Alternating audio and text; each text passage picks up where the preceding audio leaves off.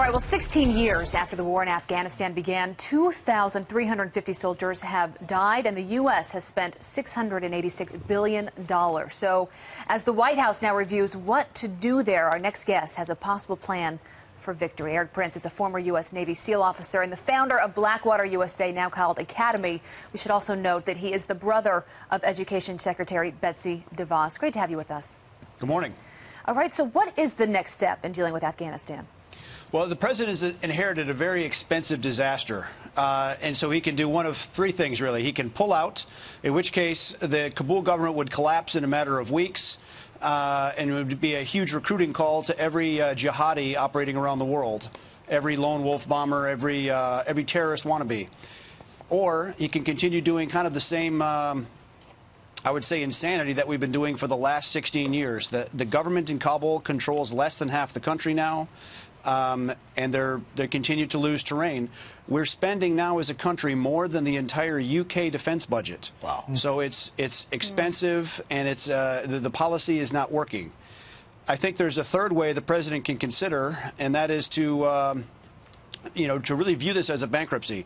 He's had 17 different commanders in 15 years while the U.S. has been there. And the way the U.S. troops deploy is they go for 6 months, 9 months, maybe a year, and then leave. So we haven't been fighting for 16 years. We've been fighting for 1 year 16 times. So all that continuity and local knowledge tends to leave with the soldiers. So, Erik, we have on the screen right here 5 different ways which you think we could approach this war in Afghanistan. This consolidate the authority. Take us through some of these set rules of engagement, build up Sure. Afghan forces, cut off the Taliban's financing, and take out the terrorists.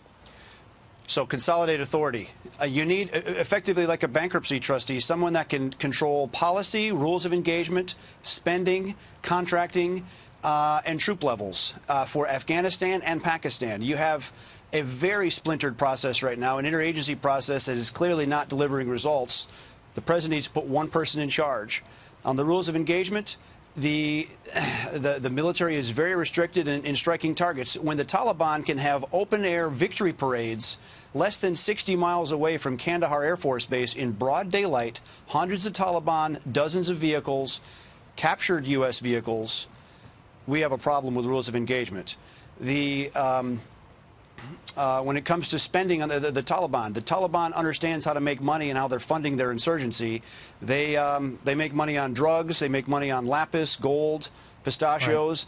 Right. The way the troops have been deployed there, they are not choking off those centers of income for the Taliban. It should be the government's money. In fact, the Taliban is taking it, much like any warlord society. And so, Erik, yeah, this is the longest war in American history, yes, yet the only thing you can hear from mainstream media these days is all about the Russian narrative. At least it was sort of up until this week. Do you think the Russian narrative is falling apart?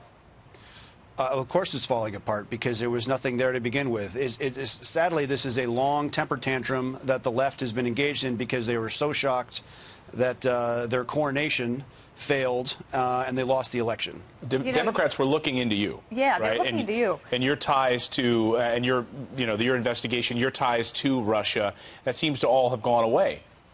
Well, it's funny that they're even looking, if they're trying to look at me, then they truly have jumped the shark.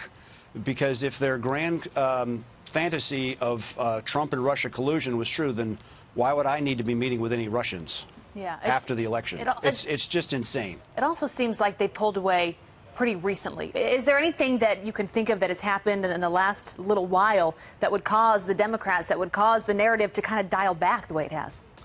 I don't know. Exhaustion, or they've beaten a dead horse long enough that it's not bouncing anymore. It's pathetic and it's sad. And sadly, you have here in Afghanistan, you have thousands of American troops still in danger. We're still taking casualties there. This is the place where the largest terror attack in American history was launched from, and it seems to have fallen off most people's radar. The president is getting left with either an all-or-nothing strategy. I don't think we can continue to spend money like we're doing in Afghanistan and lose. So I've tried to lay out a middle path, a moderate path that is sustainable for America, that puts unrelenting pressure on terrorists and doesn't break the bank. It would return $40 billion a year back to the Pentagon or back to the Treasury to spend on infrastructure or veterans health care, which we still haven't even accrued for. We have $1 trillion coming yet in veteran health care costs alone from these wars of the last 15 years. Yeah, got to get our priorities in line. Erik Prince, good to have you with us this morning. Thank you. Thank you, sir.